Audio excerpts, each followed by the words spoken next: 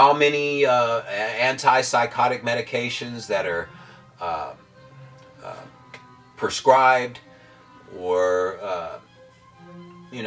no one is depressed, and no one has anxiety, and no one has the blues because they have a an a reuptake inhibitor deficiency. No one has depression because of that. Because you have a reuptake inhibitor deficiency, you don't have depression because of that. No pill on the planet is going to heal anyone of depression. You don't have anxiety because you have a Zoloft deficiency or a Xanax deficiency. You're not depressed because you have a Lexapro deficiency. No. Once we start taking responsibility for our life journey and not blaming, because the doctor didn't give you diabetes, the oncologist didn't give you cancer, the heart specialist didn't give you heart disease. I mean, the AIDS specialist didn't force your immune system to not work for you. I mean, you were given everything that you've ever needed to serve you. Everything that we've ever needed, from the brain on down to your toenail, from the hairs on top of your head, the follicles. I mean, all of this belongs to you. I mean, there are trillions of neurological activity going on in the brain. Actually, in my brain right now as I'm speaking. And my job is to relay information that you can consider. At least consider. Because so many of us have become so codependent or reliant on synthetic drugs. I mean, many of us here in America and abroad have become legal drug addicts.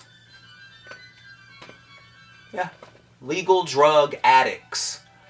Because the average reuptake inhibitor drug, the average antipsychotic drug, typically takes anywhere from, it takes a few weeks before they really start to activate itself, before it really penetrates into the bloodstream. We're talking 2 to 3 weeks. Sometimes a month before the antipsychotic legal drug kicks in. Because the slow release of this chemical, this is what creates the addiction.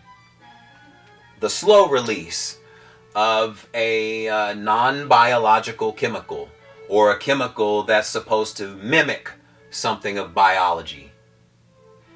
And so when we have this and we take these synthetic medications over and over again, day in and day out, because we've been convinced that there's no other way that we can rid ourselves of the over-anxious feeling, or move up the emotional tone scale from depression possibly to anger, or depression to sadness, or sadness to anger, anger to acknowledgement, and then acknowledgement to taking responsibility. And once responsibility is acknowledged, the human brain will serve you in any way you choose. Any way you choose. But in situations like these are the times that you can make or break yourself. These are the times that will make you stronger internally as a person, spiritually. As a person, it will make you stronger when you allow yourself to go through that fire. I mean, again, you're a co-creator, and if you're a co-creator, creating this these experiences,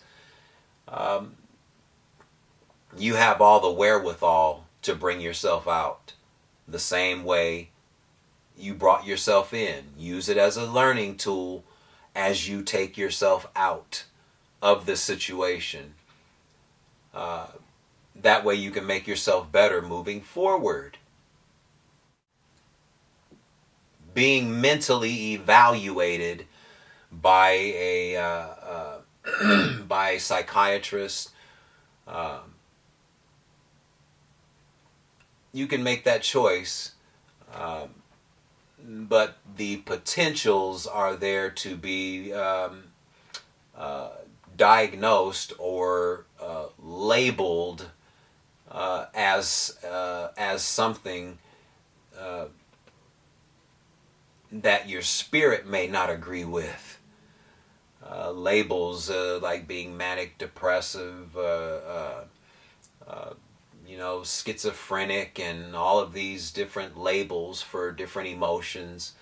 The potential backlash on the spirit, because when there is a clinical diagnosis of not being able to control certain emotions, many people believe, or they begin to believe, that that's who they truly are.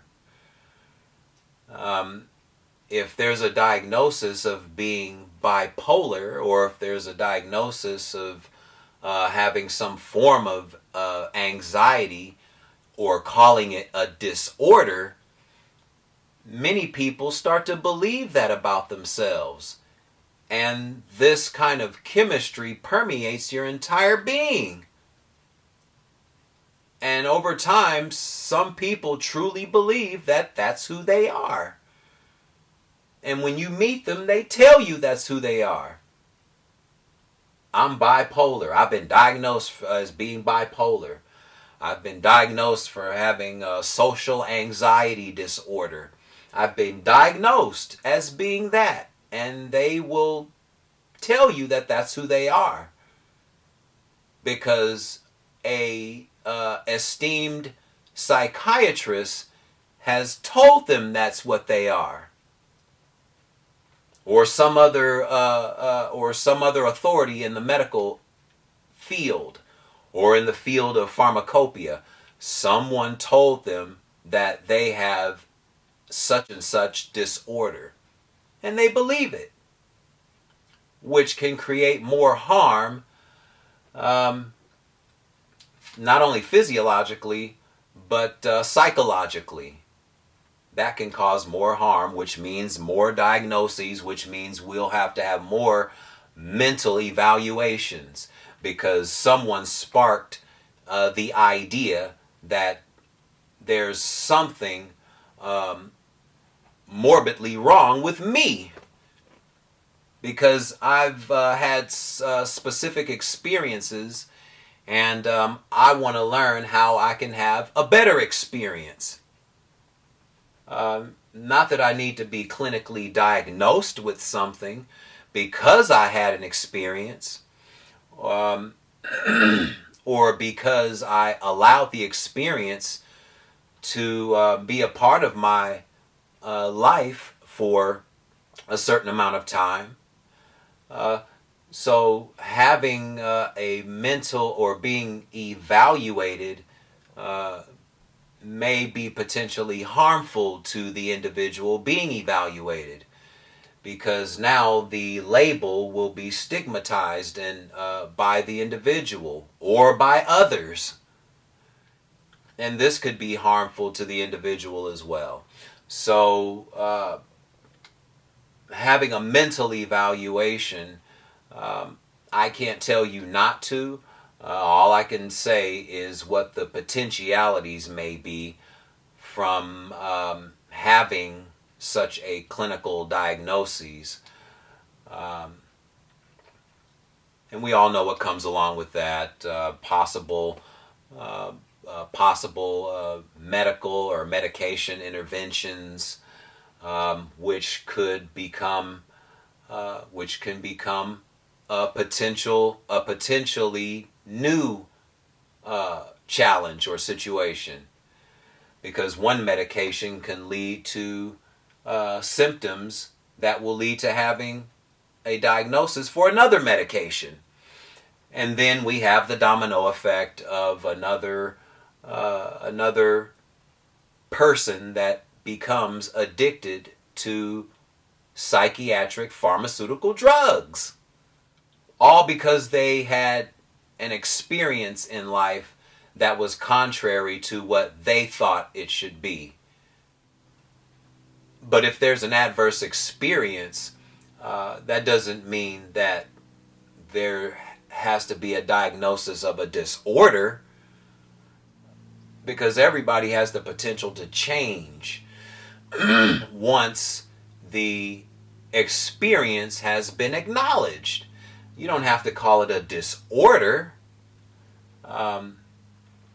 The experience may have been disorderly, but the person or the individual doesn't have to be diagnosed as having a disorder. So again, these are things that must be considered before going to before possibly allowing yourself to be mentally evaluated by an institution. So just think about those things. Again, all of this is coming from a holistic way of thinking, or coming from the thinking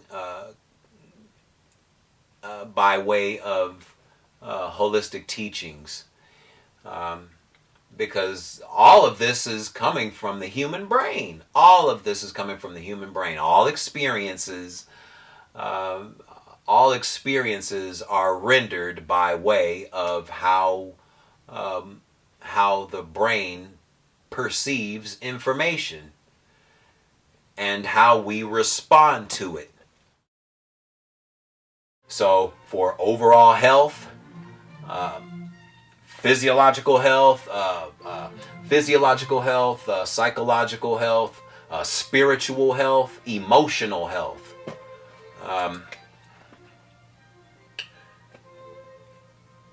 all of it can be attained by way of you knowing who you are.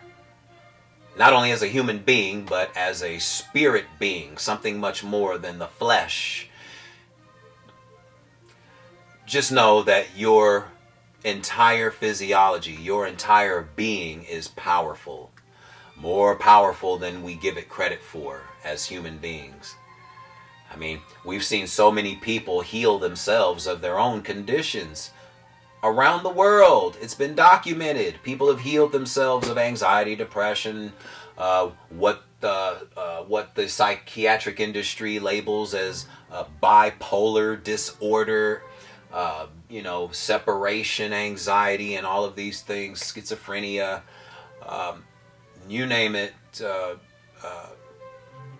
All of these labels is not you. It's not me.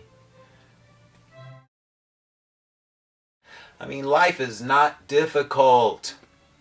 I mean, we didn't come here to make life difficult. We came here to have bliss, and we came here to have bliss and harmony and joy and happiness, and learn lessons along the way, because we're perfectly imperfect, which means that every day can be a learning lesson for us to be better, so we can master self. I mean, the best thing that we can do for ourselves is to master ourselves. And it doesn't have to be anything difficult. Just do some things that will make you feel better. That will make you feel better.